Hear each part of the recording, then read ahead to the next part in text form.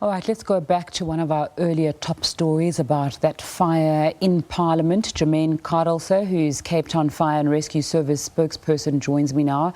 Very good afternoon to you. Thanks so much for your time on SABC News. Just tell us, what's the latest regarding that fire? Good afternoon to you and your viewers. Yes, we currently only have 4 appliances that's at the scene at Parliament.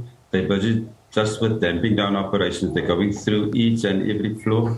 There's about 5 floors in the National Assembly, and where there's obviously debris that fell down as a result of that of the roof fire that we had yesterday evening. So they just got rummaging through all that debris and trying to extinguish all the dark spots.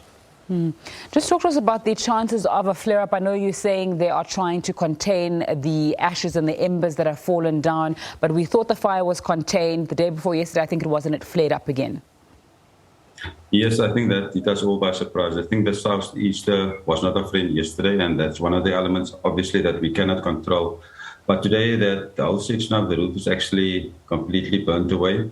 And now the firefighters are steadily working their way from each and every floor and ensuring that all the loose debris and all the embers, as you alluded to, we try to extinguish. And the guys will be there, I think, right through the day, and obviously with relief crews coming in every 4 to 5 hours, so to keep them fresh all the time. Just talk to us about reports that we saw yesterday that firefighters were not fed for the most part of the day. They didn't have reportedly food and water while they were trying to contain that blaze. Well, I see that was, I also dealt with that query, and that is, that's a very untrue rumors that has been spread by certain media houses.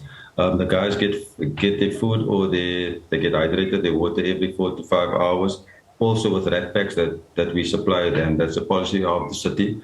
You work for 4 hours, you either get the relief crew or you stay on, and then with that, if you do stay on, then solid food will be supplied for you. And also we receive donations from the public that we've received on Sunday as well as yesterday, Monday evening while I was there. They dropped off energy bars, bananas, as well as energy drinks. Talk to me about how well capacitated the city's fire department is. I know you're saying those rumors are untrue. I also saw on Twitter someone saying their partner works in the fire department, and it's actually much worse than those reports came out. So talk to us about how well capacitated you are as a department, and possibly any of the challenges that you are facing. Well, I can tell you that the City of Cape Town Fire Service is one of the best fire services, not only in South Africa, but I think in Africa as a whole. We've got 32 fire stations covering the city's boundaries with approximately 250 operational firefighters on duty on a daily basis. Taking into account, we've got approximately 32 fire engines, then 8 water tankers, we've got specialized vehicles, hydraulic platforms on the run on a daily basis. I don't think not even the city of Johannesburg, Tshwane, PE can even compare to the city of Cape Town with resources, with the latest resources and manpower. We've got a staff complement of over 1,000 staff. So in the event of any big fire, on-call staff can be called in to assist or augment the numbers or the boots on the ground. Okay, take us through the fires, the high-profile fires that we've been seeing in Cape Town, as well as the ones that are unfortunately almost yearly. So we saw the Table Mountain / UCT fire. We saw Parliament also last year on fire, and then those so-called shack fires.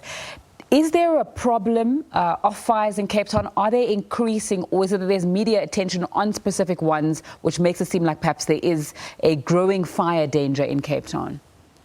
I think especially when people mention the fire season that falls in Cape Town with December up until May, I think there's a lot of emphasis on vegetation fires, but people forget about the people that lives in the informal areas. We do get many informal settlement fires, but with the city of Cape Town, the fire service, disaster risk management, public education, the hotline that we have. The city's got the only city that's got the hotline, the 107 number, the emergency call center, as well as informal settlement management that goes out on a daily basis and try to educate the people on fire safety tips and fire awareness.